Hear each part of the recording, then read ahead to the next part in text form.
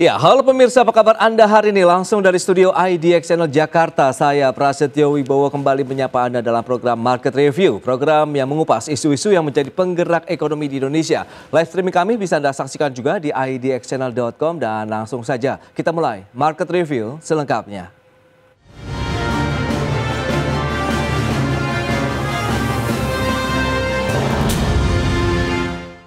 Ya, pemirsa, pemerintah bersama Komisi 11 DPR RI telah menyepakati target pertumbuhan ekonomi di tahun depan dalam rentang 5,2 hingga 5,8% dan kesepakatan besaran asumsi dasar ekonomi makro dalam kerangka ekonomi makro dan pokok-pokok kebijakan fiskal ini nantinya akan menjadi acuan dalam penyusunan rancangan APBN tahun 2026. Pertumbuhan ekonomi secara prosentase year on year, besaran yang disepakati sudah besaran yang ada di dalam KEM PPKF 5,2 sampai 5,8%, hasil panja 5,2 sampai 5,8%, hasil panja adalah 5,2 sampai 5,8%. Inflasi secara year on year 1,5 sampai 3,5% di KEM PPKF. Hasil panja 1,5 sampai 3,5%.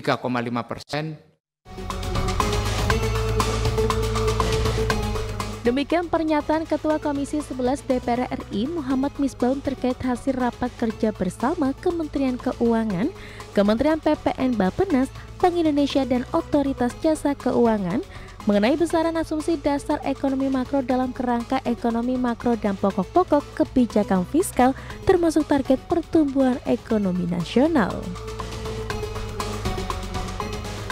Pemerintah dan DPR sepakat target pertumbuhan ekonomi Indonesia dalam asumsi dasar ekonomi makro APBN tahun 2026 sebesar 5,2 hingga 5,8%. Angka pertumbuhan ekonomi tahun depan tersebut lebih tinggi dibandingkan outlook tahun 2025 sebesar 5%. Kementerian Keuangan menyatakan asumsi dasar ekonomi makro dalam kerangka ekonomi makro dan pokok-pokok kebijakan fiskal ini akan menjadi acuan dalam penyusunan rancangan APBN tahun 2026. Berbagai sumber IDX Channel. Ya, pemirsa, untuk membahas tema kita kali ini, pertumbuhan ekonomi Indonesia tahun 2026 disepakati sebesar 5,2 hingga 5,8%. Kita sudah tersambung melalui Zoom bersama dengan Bapak Abjib Hamdani, Ketua Komite Tetap Bidang Fiskal Kadin Indonesia. Ya, halo Pak Abjib, apa kabar Pak? Sangat baik, Mas Pras. Baik, terima kasih atas waktu yang disempatkan. Begitu, review terlebih dahulu sebelum membahas lebih jauh terkait dengan kesepakatan dari ekonomi makro kita ya di tahun 2026 khususnya di sisi pertumbuhan ekonomi Indonesia. Review terkait dengan kinerja pertumbuhan ekonomi nasional secara keseluruhan di semester kedua lah paling tidak tahun 2025 ini seperti apa Pak kondisinya? Ya, Mas Pras, kalau berbicara tentang pertumbuhan ekonomi, berarti ini memang kita membandingkan dari tahun sekarang dengan tahun sebelumnya. Seperti halnya itu kemudian, ketika kemudian DPR membuat kerangka ekonomi makro dan kebijakan-kebijakan pokok fiskal di tahun 2026 nanti, based on-nya atau pembandingnya adalah tahun 2025 tahun ini. Nah, kemudian Mas Pras, kalau kita lihat bagaimana pertumbuhan ekonomi tahun 2025 ini sebenarnya juga sedang mengalami tekanan yang begitu luar biasa. Di mana di kuartal pertama kita hanya 4,87% dan bahkan secara ekonomi global juga memproyeksikan pertumbuhan ekonomi di tahun 2025 ini potensinya di bawah 5%. Poin utamanya itu dulu. Nah, tetapi kemudian kalau kita bandingkan dan kita sambungkan dengan bagaimana proyeksi 2026, kondisi 2025 yang mengalami tekanan begitu luar biasa, itu ada positif negatifnya. Minimal dalam konteks positifnya adalah based on-nya, pembanding awalnya berarti memang sangat rendah. Katakan misalnya kita pertumbuhan ekonomi memang di bawah 5% di tahun 2025. Berarti sebenarnya kita punya kesempatan, punya momentum untuk di tahun 2026 itu untuk naik lebih tinggi. Tapi dengan catatan fundamental ekonominya kita kuat. Ini yang menjadi yang perlu kita exercise dengan lebih dalam terhadap aspek-aspek teknisnya. Tapi poinnya adalah kemudian ketika pertumbuhan ekonomi 2025 potensi di bawah 5%, sebenarnya potensi pertumbuhan ekonomi 2026 nanti untuk mencapai 5,2 sampai 5,8% itu relatif realistis. Karena memang based on tahun 2025 ini tidak akan terlalu berpengaruh. Artinya, oh sekarang di bawah 5%, nanti berat di atas 5,2. Sebenarnya enggak juga. Karena 5,2 sampai dengan 5,8% itu pun based on-nya adalah tahun 2025 ini, Mas Pras. Kira-kira demikian. Baik. Sekarang yang perlu kita exercise lebih dalam adalah tentang variabel-variabel yang bersifat fundamental atas pertumbuhan ekonomi itu sendiri. Yang pertama berbicara masalah konsumsi.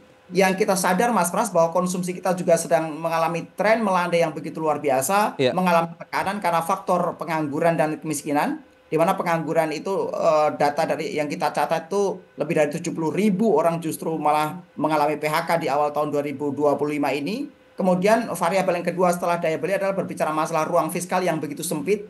Walaupun kita percaya, Mas Pras, bahwa ketika 2025 ini potensi penerimanya itu shortfall, perkiraan kita hanya sekitar 2070-an triliun yang bisa tercapai dari target 2180.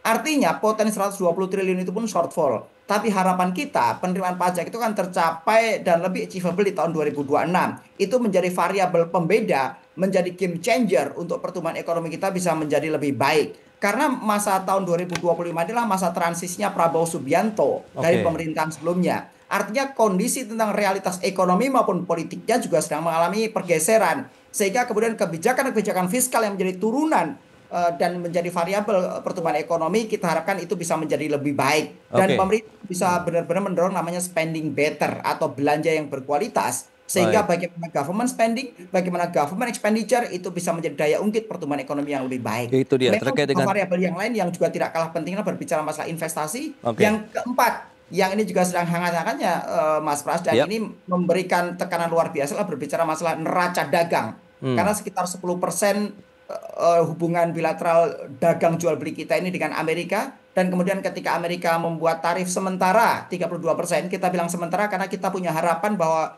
Trump akan kembali mengubah kebijakannya untuk kembali melakukan penyesuaian. Tapi dengan kondisi yang ada, maka jangka pendek sampai dengan akhir tahun ini akan menjadi sangat challenging untuk bagaimana kita bisa mengalihkan potensi ekspor yang tadinya ke Amerika ke negara-negara bilateral yang lain. Demikian, Mas Pras. Pak Haji, menarik ya. Ada konsumsi, ruang fiskal yang semakin sempit, investasi, dan juga bagaimana neraca dagang kita, khususnya di Amerika Serikat yang sudah menetapkan bahwa kita memang akhirnya dikenakan tarif resiprokal sekitar 32%.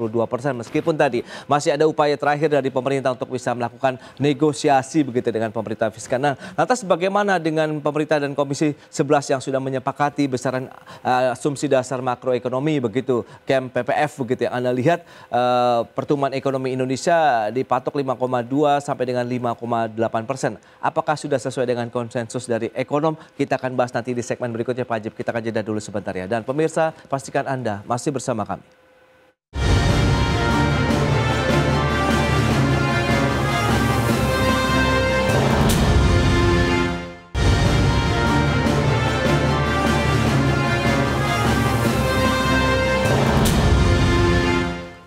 Ya, terima kasih Anda masih bergabung bersama kami dalam Market Review, pemirsa, dan kita akan lanjutkan kembali perbincangan bersama dengan Bapak Ajib Hamdani. Namun kali ini sudah bergabung ini Ibu Esther Siasuti, Direktur Eksekutif Indef ya. Halo Bu Esther, apa kabar?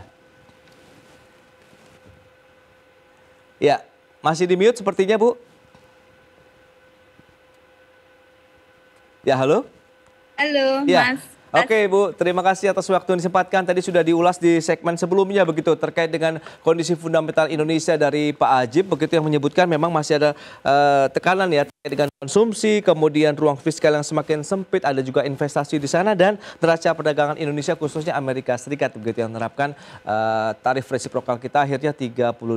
Nah, dari kacamata Anda sendiri melihat bagaimana sebenarnya dengan kondisi ekonomi Indonesia, mengingat kita sudah tahu kesepakatan antara Komisi 11 DPR RI dan pemerintah begitu bahwa pertumbuhan ekonomi Indonesia di tahun 2026 ini ada di kisaran 5,2 sampai dengan 5,8%.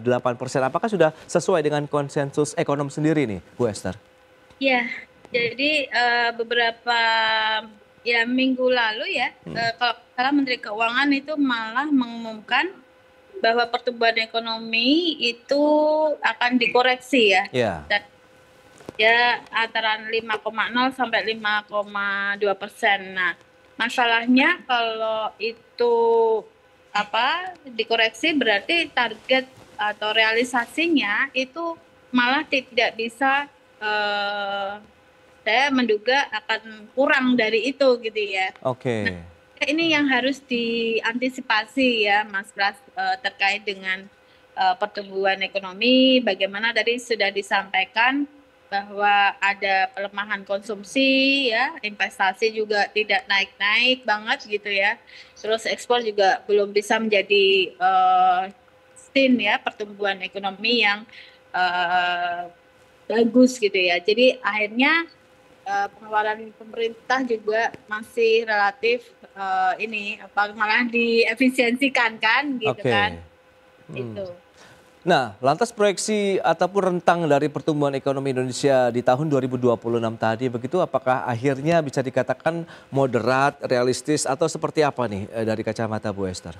Iya, kalau terkait dengan rentang dari pertumbuhan ekonomi ya saya skenario-nya ya paling moderat gitu ya. Oke. Kalau bisa tercapai moderat pun itu sudah bagus sekali gitu. Oke. Baik, lebih karena memang dasar kondisi dinamika geopolitik dan geoekonomi global atau ada trigger lain? Mengingat pemerintah kan juga tadi yang sudah Anda katakan revisi 4,7 sampai dengan 5% untuk tahun 2025 dengan dasar kondisi global. Nah, kalau dari Bu Esther sendiri bagaimana melihatnya? Apakah memang dominasinya lebih dari eksternal begitu? Selalu dikatakan oleh pemerintah bahwa ini karena kondisi global. Ya, betul, tapi tidak sepenuhnya oleh kondisi global. Itu yang harus ya. Karena kalau ibaratnya ya, ini seorang yang staminanya baik, yang staminanya sehat, kalau ada orang flu di sebelah, itu tidak akan tertular flu-nya, ya kan? Oke. Nah, kalau kita staminanya buruk, meskipun orang itu berada 100 meter dari kita, itu kita akan tertular. Nah, sehingga yang harus digarisbawahi adalah fundamental ekonomi Indonesia itu harus kuat dulu agar kalau ada global gonjang-ganjing ya di global itu tidak akan terdampak besar gitu ya terhadap ekonomi Indonesia. Baik, Bu Esther. Nah, Pak Ajib, dengan kondisi tadi begitu di tahun 2025, apakah Anda melihat bahwa tahun ini akhirnya seharusnya lah bisa dikatakan begitu bisa menjadi pijakan yang kuat menatap tahun depan 2026 dengan proyeksi pertumbuhan di 5,2 sampai dengan 5,8 tadi begitu Pak Ajib? Ya, kalau kita cermati begini Mas Pras, bahwa tahun 2025 ini adalah siklus 5 tahunan atau bahkan bisa dikatakan siklus 10 tahunan karena dalam konteks pemerintahan Mas Pras, karena pemerintah dari yang lama ke yang baru, karena kita rata-rata 10 tahun pergantian pemerintahan.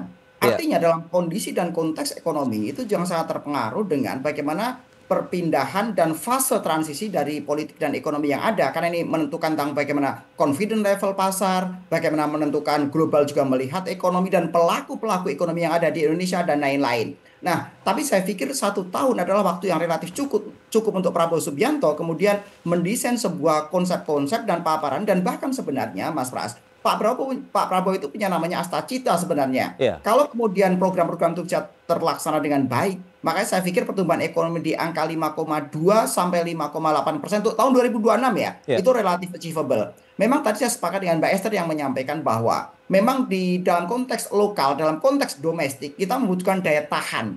Nah, daya tahan ini yang sebenarnya terkait dengan kemampuan daya beli sebenarnya. Nah, problemnya adalah daya beli kita sangat terpengaruh dengan bagaimana lapangan kerja yang ada di Indonesia. Karena dengan jumlah penduduk 280 juta orang, ini satu sisi menjadi sebuah bonus demografi, tapi satu sisi menjadi problem ketika memang produktivitas kita rendah.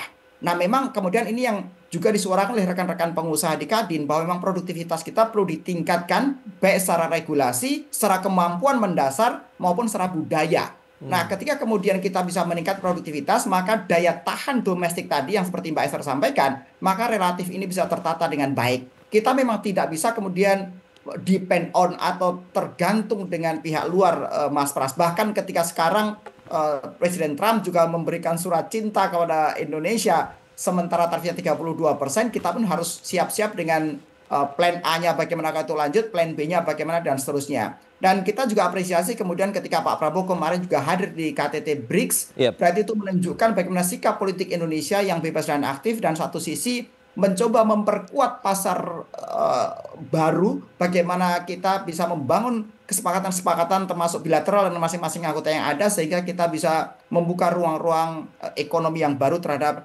ekonomi global. Tapi poinnya yang disampaikan Mbak Esther tadi tentang kekuatan ekonomi domestik itu harus dibangun dengan kuat di Indonesia dan saya pikir ini pemerintah harus fokus dengan job creation karena ketika kemudian pengangguran bisa dikurangi dan kemiskinan itu bisa ditekan, maka saya pikir daya beli masyarakat akan menjadi lebih baik dan daya tahan ekonomi yang tadi disampaikan oleh Mbak Esther itu bisa tertata dengan baik. Pemerintah harus fokus di situ, Mas Pras. Terima kasih. Baik. Nah, Bu Esther, lantas bagaimana kita bisa menyeimbangkan begitu bahwa peningkatan produktivitas ataupun kinerja ekonomi di dalam negeri dengan tantangan global saat ini untuk bisa meningkatkan kinerja ekspor karena Trump juga sudah menetapkan 32%, sementara kita masih ada upaya untuk bisa melakukan negosiasi lagi dan apalagi dengan keanggotaan kita di BRICS begitu kan ada ancaman berikutnya ada tambahan lagi 10% begitu ya Bu Esther dan Pak Ajib. Kita akan bahas nanti di segmen berikutnya, kita akan jeda dulu sebentar. Dan pemirsa kami akan segera kembali usai pariwara berikut ini.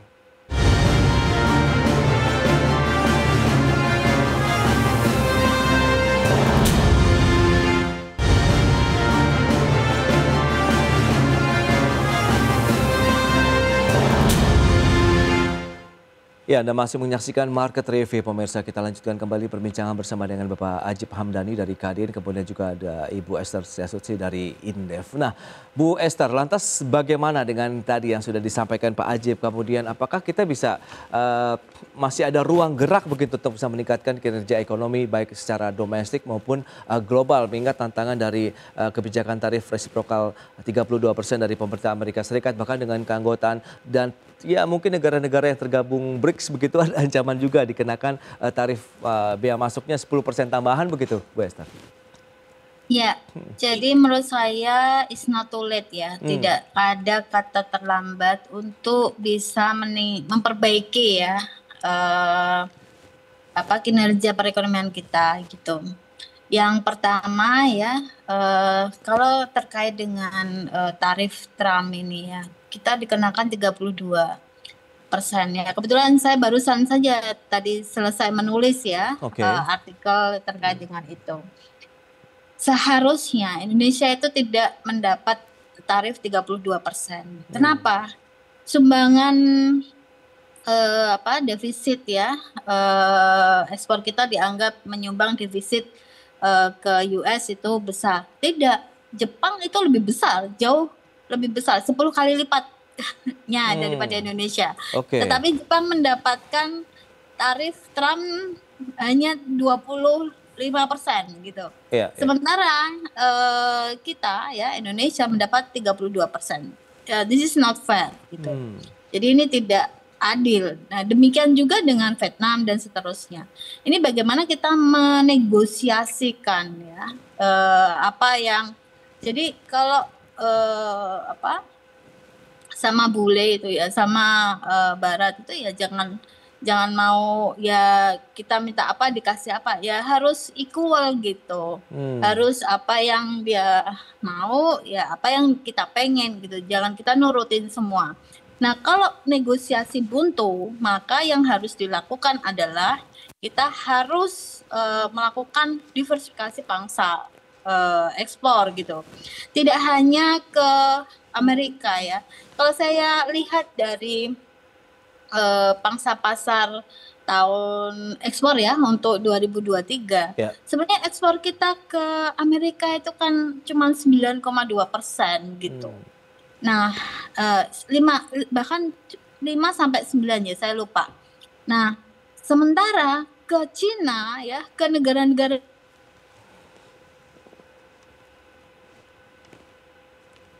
lain itu lebih berpikirnya itu jangan Amerika melulu gitu.